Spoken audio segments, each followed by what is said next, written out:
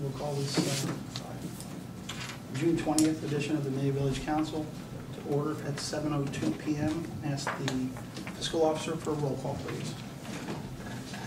Mr. Campbell? Here. Mr. Hart? Here. Ms. Gerber? Here. Mr. Pollitt? Here. Mr. Ellington? Yes. Mr. Rosser? Here. Mr. Packer? Here. All present, we have a quorum. Let's all stand for the pledge.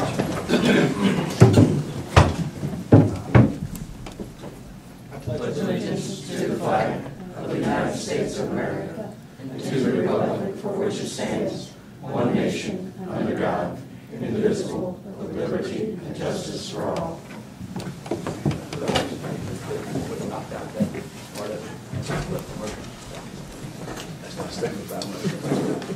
All right, good evening and welcome once again to the June 20th edition of Amelia Village Council.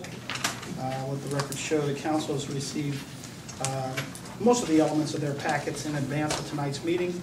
It's had an opportunity to review the content therein.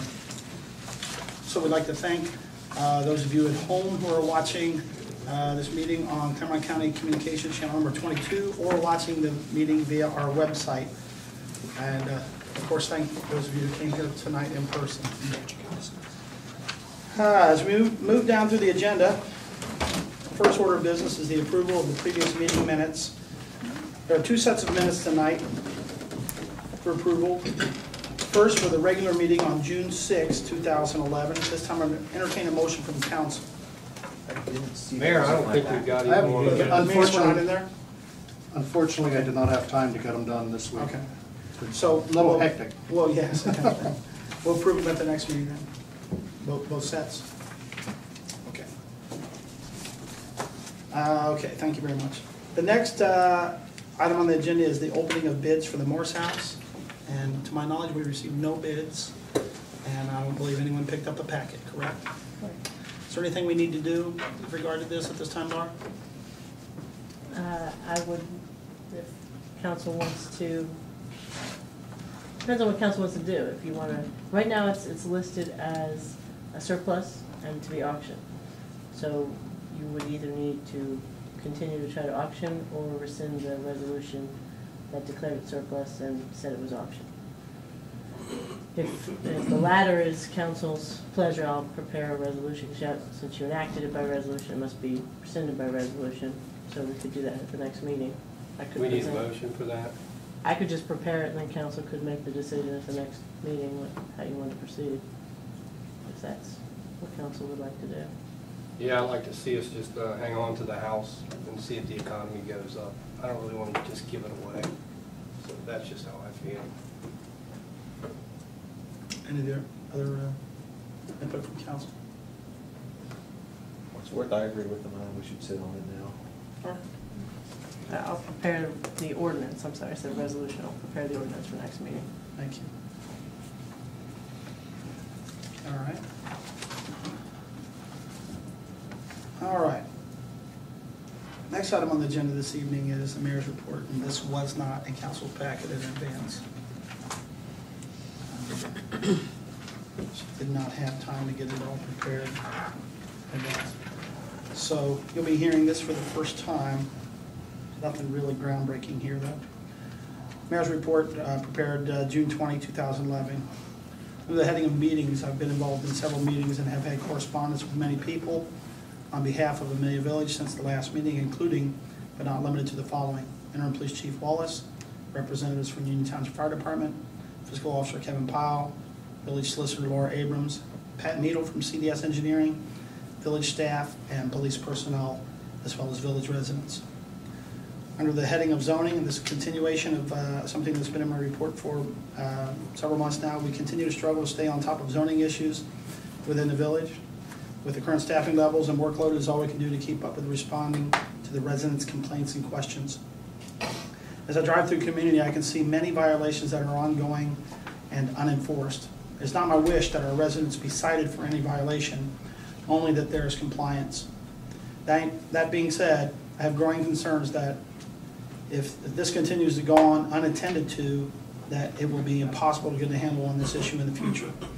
Because we are basically putting out fires and there is no opportunity to engage in proactive enforcement, I have concerns at this point that any proactive enforcement at this point could be considered selective enforcement.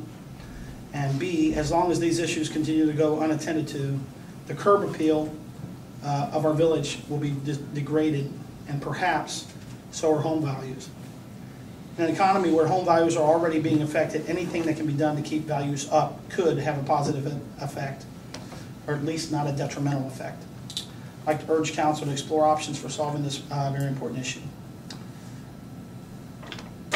Under the heading of the Morse House, already discussed that. Sidewalk policy and bond status, that is something that's still being researched. Most important items I have on my agenda this evening are as follows. Future Amelia Police Department funding, it's just an FYI. The final analysis in phase 1 of Chief Wallace's proposed and projected and revised police schedule showed that if the Amelia Police Department were staffed and scheduled as per Chief's recommendation, that by the end of 2011 there would be a carryover balance of roughly $33,000 to move into 2012. The carryover balance from 2011 is what would be used to fund the Amelia Police Department payroll and expenses in the first quarter of 2012. Amelia Village receives its first disbursement of funds in late February or early March. Today I spoke with Fiscal Officer Kevin Pyle. Mr. Pyle indicated that in the first quarter of 2011, the cost to the village for the Amelia Police Department is roughly $100,000, or roughly $25,000 a month. Based on these numbers, the $33,000 carryover balance from 2011 would only provide enough payroll and expenses for a little over a month in 2012 rather. Chief Wallace has taken this and other factors into consideration as he is preparing phase 2 of a recommendation for council. I'm sure he'll have information to add to that. Under the heading of the Claremont County Sheriff's Office, Fiscal Officer Kevin Powell has placed calls to those at the Claremont County Sheriff's Office who can help project maintenance costs and communication costs. To date, no return call has been received. Is that correct still? Haven't heard anything as of 2 o'clock today. I'm going to skip past that next agenda, the next item on my report, and move to this next one, and then we'll finish the mayor's report with that last piece. I just have under the heading of a fiscal FYI. Just an FYI, Fiscal Officer Kevin Pyle indicated that he expects an 8% decrease in tax revenue, real estate taxes in 2012. I have placed on your desk this evening 2 sets of documents for your review. Number 1, a listing of municipalities in Claremont and Hamilton County that have an earnings tax. The document shows the following information: the county, the municipality, the tax rate, and the gross revenue generated by their earnings tax. All are highlighted on this document. These few documents are just an excerpt. These are just an excerpt from a document that lists all the municipalities in the state of Ohio that have an earnings tax, and that complete document has been emailed to you for your review. Also, I conducted a random search on municipalities that are in both Hamilton and Claremont counties that all have an earnings tax, so that council can compare population, earnings from the earnings tax, etc. Just food for thought for council.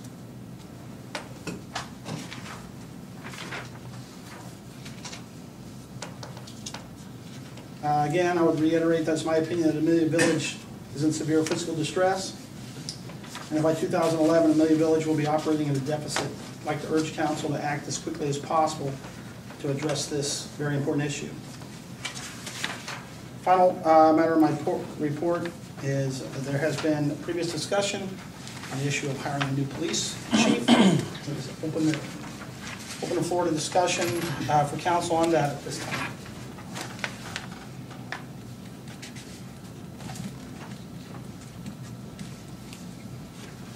Laura, what do we have to do legally with the applicants that we've already received? Well, council voted to put in an ad and receive resumes, which we have. We do have several resumes, several good candidates.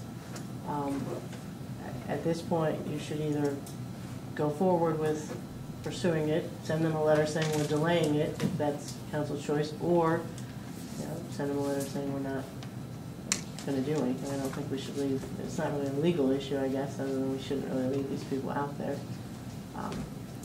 Because we did advertise, so we should at least follow through with something. Certainly you could do interviews, there's no obligation to hire if you do interviews. That just moves you forward in the process. And there are several candidates I don't know that we want to lose out on, so perhaps just interview. If council doesn't wish to interview, I would suggest we at least contact all those people and explain to them whether you're going to cut those resumes loose and re-advertise at a later date, or whether you're just going to ask people, can we hold on to your resume and call you when we're ready to move. Either way, I think we should contact them in some fashion. Would that also be dependent on how we're gonna move forward with the Claremont County Sheriff's and, our police department? I think you can As run well. the concepts contemporaneously. I mean, it's concurrently. I don't see why you couldn't interview and still look into the sheriff proposal. You're not, as I said, you're not promising anyone a job by interviewing them. I think everyone who was interviewed understands that, and who would be interviewed would understand that. We would certainly let them know. But an interview is not a promise of a job in any way, shape, or form. So I don't think it hurts the village to go forward with interviews. I believe we should go ahead and start interviewing. I agree with Tim. We've got the resumes, I think we should go forward with that.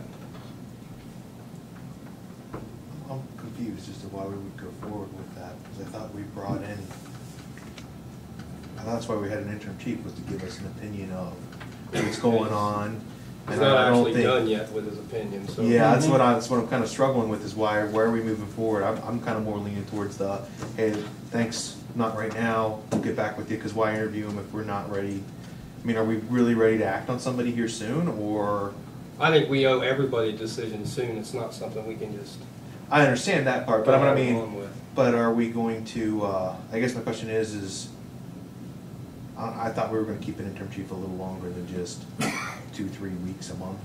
I thought we were going for, because I don't know how that, if we brought somebody in here to give us an opinion on what's going on, how they're gonna figure it all out in 2 weeks, a month. I think our interview process is gonna take a little time. I don't think it's gonna be 2 or 3 weeks. It might be a month or two before we actually get somebody in place. If you So- select someone, they have to give notice, so. What would you, Mayor, timeline to interviews and present to council? Well, I agree that it doesn't harm anything to continue to look at chief's applicants. I mean, we did advertise for the position, and as I recall, with that in mind, being able to sort of look at everything at the same time. At the same time, I don't think that delaying, how can I put this? I won't speak for Chief Wallace, but I think what he can do as an interim chief is sort of limited, as long as he doesn't know what direction council's moving in. Any new actions and new things he might think are important to implement. It seems to me he expressed at the last meeting that he was sort of hesitant to implement a lot of things, not knowing what a new chief would be interested in, if that would be that chief's philosophy. So I won't speak for Chief Wallace, but he's got a very Chief Wallace has sort of a difficult position right now, and that the way he chooses to manage the department is pretty much impacted based on what this council decides. And until that point, he's sort of managing the police department with one hand tied behind his back and one eye closed. That's what I think. Well, I think if I was called in for an interview for a job, I would assume that I had a good chance of getting it. So I don't think we should call anybody in for any interviews. Interim means for a long time until you make up your mind to do something else. And I don't think that we could find anybody else to come in under those same circumstances. We've already got one, which I think he's doing a good job in the time he's been here, so that's my opinion. I guess I'm with Bob on that. I really think he's been doing a good job, and I don't see the harm in giving him some more time. I mean, we've got, he said he'd hang around till at least January. That's a long way away in my book, you know? Can And we it's not- legally do that, Laura? Have him here till, I thought that's what we His- did. Yeah, our ordinance, hiring him has him from anywhere from a month to January. The only issue being is, as Leroy said, if council makes the decision in the short term to keep the department, then there's things we won't be able to go forward with till we know who's the chief. And our only thought was when we put in for the ad, we had discussed doing an interim chief. Main point of that is we had no one to handle the department while we looked into the new chief. So you needed someone, either that or you would need to do some sort of officer in charge designation, because someone has to be Legislatively, you have to responsible. have someone. So, you know, it's completely up to council. Council's direction was to advertise, to get people. And it can go forward, but we just have them sitting out there. Certainly, you wouldn't hire a new chief and replace Chief Wallace if you hadn't made a decision to keep the department. I mean, I agree with Bob, there'd be no sense to have a new interim chief. Chief Wallace is a lovely interim chief, so you wouldn't do that. You would only go forward with hiring a chief if you decide to keep the department. And just, that way you can make those transitions quicker if that's council's decision. Because as Leroy said, there's policies that need to be redone. If there is going to be any hiring, that would wait till the new chief. We had a meeting, the chief and Leroy and I, and there's only so many things that we can, or would want to expend time and energy in while we're in this undecided state. So, I mean, it's up to council completely. If you think you're not going to make the decision on the sheriff's for quite a long time, then perhaps not do the interviews. But if you're not, the goal is to make that decision sooner than later. Then it would just be a matter of the police chief understanding, of council making it crystal clear to the police chief exactly. Again, I'm not gonna speak for him, but if I were him, standing in that seat, I'd be wondering, well, I'm wondering what, should I be planning for the future, or am I just planning for the next couple of months? And there might be a difference in the decisions made based on that criteria alone. Exactly. I mean, I'd hate to go through the hiring process, hire somebody, and then, you know, turn around in November, or I think it needs to be done sooner, and go with Claremont County Sheriff's Department after somebody's already quit their job. And, I mean... But we wouldn't do that. No.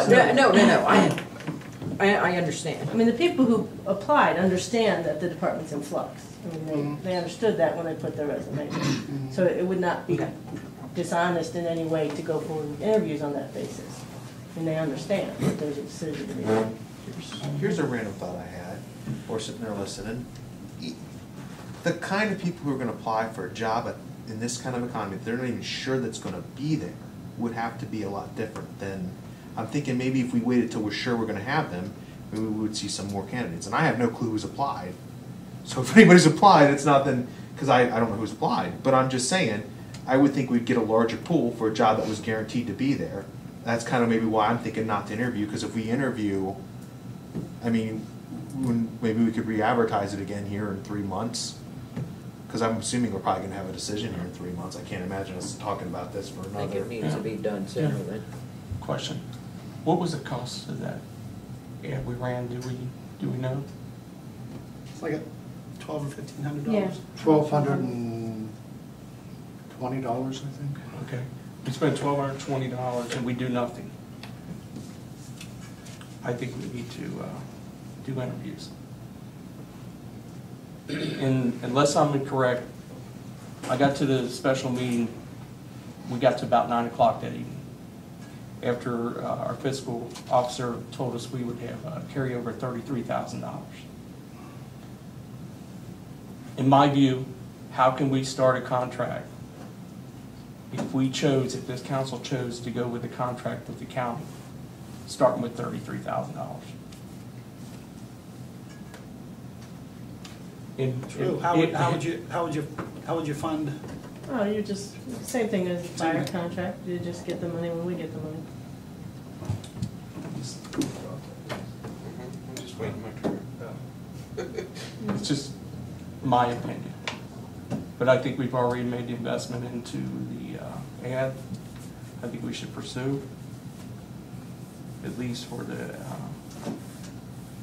interview process. And regardless of how we get the money, if we would, this council would decide to go to the sheriff's, I think it's would be difficult to even start at $33,000.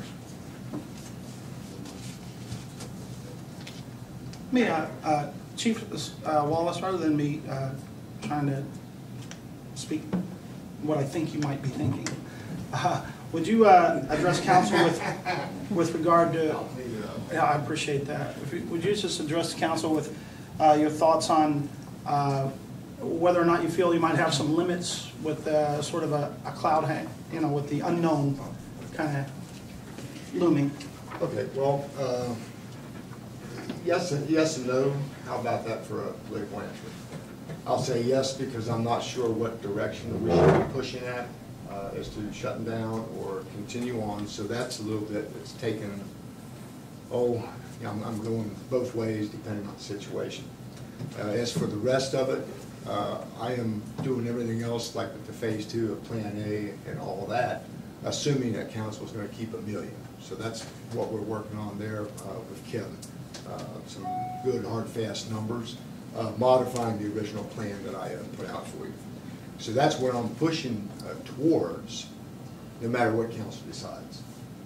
Okay, so we're pushing under the assumption, maybe I'm just thinking myself, but I'm making the assumption that we're keeping Amelia, and that's what we're shooting for. If we don't keep Amelia, if you guys decide to contract with the sheriff, you'll be able to say, oh, geez, we could have had this, but now we're going to have this. This is better, this is worse. I'm not going to get into the debate over that.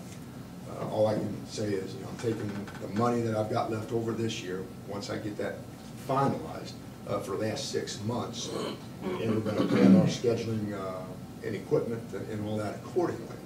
So from that standpoint, while it's a concern and it's something I'm considering, it's not the driving force behind what I'm doing at the desk right at this particular point in time. I don't know if that answered the questions of doubts. I got one quick question for you. Yes. Now, do you feel being an interim chief limits you in any way as far as discipline in, doing any of that stuff? No, because whether you're interim or permanent, it's all basically done the same. If there's a violation, it's investigated, substantiated, or not substantiated. If it's substantiated, discipline action is taken. So then, in other words, you feel like you can act like a regular chief. Being interim chief limits you really in no way too much. It's more which limits on you is whether we're going county or staying with our guys. Yeah, I mean that gives me a direction. Which And planning for the future. Yeah, exactly. And I'm planning right now that we're going to be here. If not, well, there's certain things I'm starting to do that have to be done no matter what, like excess materials. I'm going to get with the mayor on and say, hey, let's declare this stuff excess and auction it off. Get me some more space and maybe a couple bucks in my pocket to spend on something else. So that's kind of the focus for the next couple of weeks.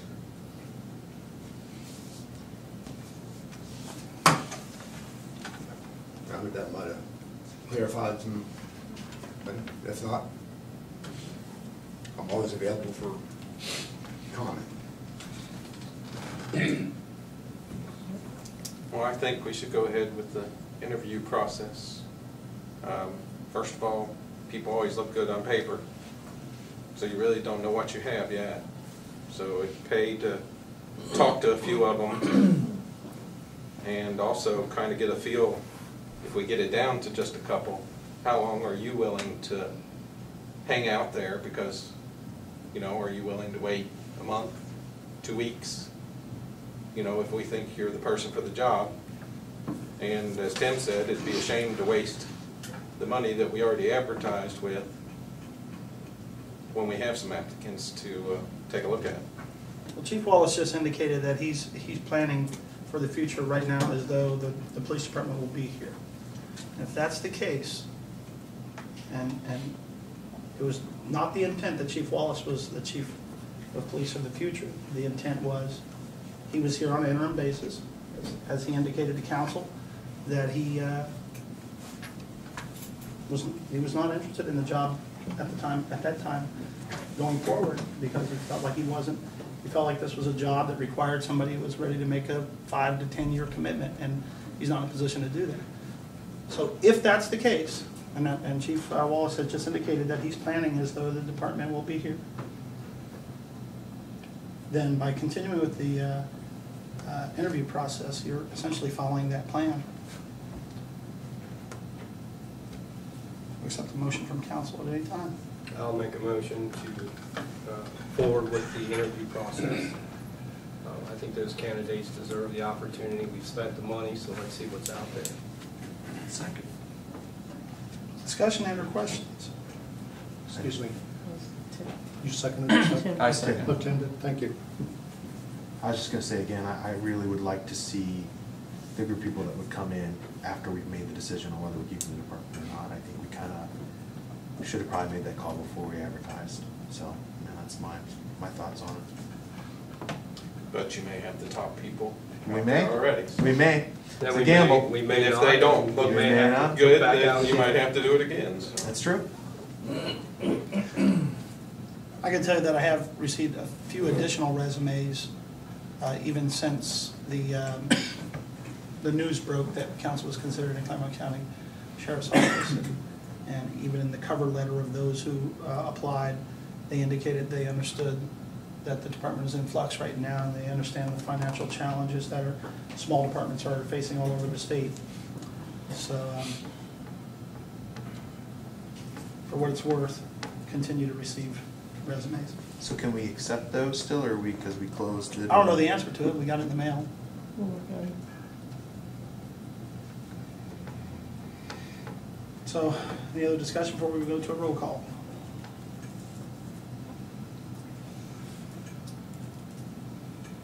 Roll call, please. Derek, Yay. Todd, Yay. Renee, Yeah. Bob, No.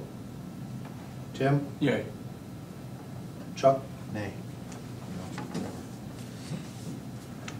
4 to 2 passes. With being in the interview process.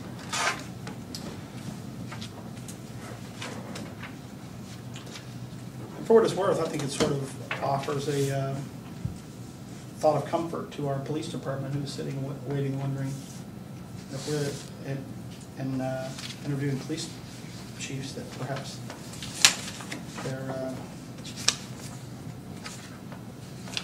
position here is more secure. Moving through the mayor's report, or through the agenda this evening, next item on the agenda is a police chief report. Chief Wallace? I kind of missed the boat on this one, so we don't have an official one. I'll get that to you prior to next meeting. Mayor addressed or commented on phase 2 of this, and I spoke a little bit about it. What we're doing now, after I got that monstrosity called payroll system done today, is we're working in conjunction with Kevin to determine exactly what kind of funds we have left from the allocations for this year. We're going to take those funds and divvy it up to where we're spending the money, and then modify the working schedule to reflect those numbers. The first program we threw out there is what council envisioned all this was going to be. 2 guys here, and, you know, this and that.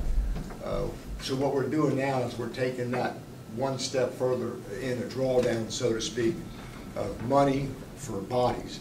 So there may be one officer working during low-call periods of time. For example, Sunday morning from 3 to 7. Notoriously quiet. But we're shooting to have a guy on second relief to back up the other car, so that we say 2 officers working between 4 p.m. and midnight, which is typically the highest volume of calls. And that's simply because people aren't at work and they haven't gone to bed yet. They're out being people, going to the store, driving down the road, going out to restaurants. A lot of that people activity. So that's when we would be needed. So that's the schedule I'm working on right now. I'll get that together and get it into your hands at some point in time. I'm also taking that information and seeing what else we can do to increase that carryover at the end of the year. Right now we're up to about 33,000, which is maybe going to cover January for salaries and that. I'm trying to boost that up a little bit by some other massaging of the budget, for lack of a better term.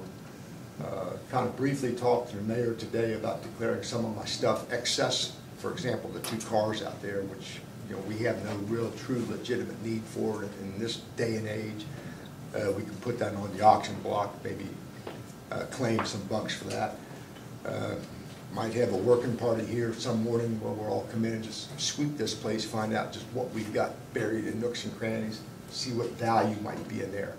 If we can sell it, make a few bucks, hey, great. But even if we can't, we can put it up for destruction and get some space here. Space, as you know, is just a valuable commodity in and of itself. To back up one step more on this concept, when I get this done, you'll notice something a little bit different. And what I'm doing with Kevin's help is we're making a total cost per hour for a person, not their hourly rate, but the total cost. For example, it'll have their hourly rate, their medical, their pension, their unemployment, their workers' comp. Every nickel that we pay towards a guy sitting in the seat of that patrol car is going to be his dollar amount. So you'll be able to have a much clearer picture of how much that guy cruising down the road is actually, you know, taking out of my wallet. And I hope that makes the decision a little bit easier on that and gives you a clearer picture. That's it for the oncoming things. One thing I did kind of take the opportunity to do is make a copy of the Sunday morning front page of the Inquirer. The article itself is a huge, big article, very nicely done.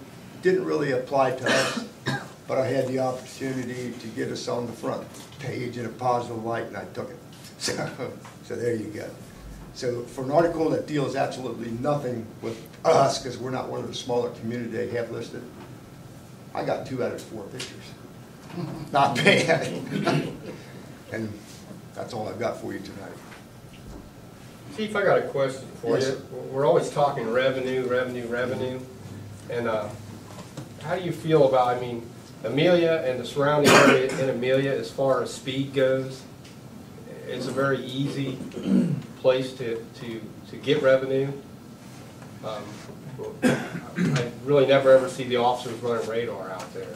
And I know I hear a lot of complaints back in Quail Creek, people speeding back through there. I just, you know, it's a source of revenue. It's not the best source of revenue, but, you know, it is what it is. And I know a lot of agencies are telling their police officers, you know, it's all about the buck, and if you want to... Well, you know, I'm sure there's a lot that do. That will never come out of my lips, because that gives people an unfair expectation of whether or not they've been fairly caught. Quota is a bad word. Over the weekend, we have issued traffic citations. I think there was 2 under the speed ordinance, a couple under the traffic light ordinance. So they are out there. I saw a statistical analysis between, I think, June of 2010 and June of now, and they're pretty close number-wise. Would I like to see them higher? Most certainly, because the more violations one has, the safer your streets are normally from traffic crashes. Should we mandate that? I think that would be a bad move on the public. I don't know if I fully explained it. Yes and no, but I get the point. Yeah, I mean, nobody likes to get tagged, but they like to, if they're gonna get tagged, they like to feel like they're not being a number that they got. Right, and I mean, you don't have, it's obvious, you don't have to hide out here. You can be in plain sight and plain view, and they're still gonna. Yeah. And you know, I'm not talking about 5 or 10 miles and over. I'm talking, these people do 15 and 20 and over through this town. Well, that's the last two I recall, they were better than 15-mile rule.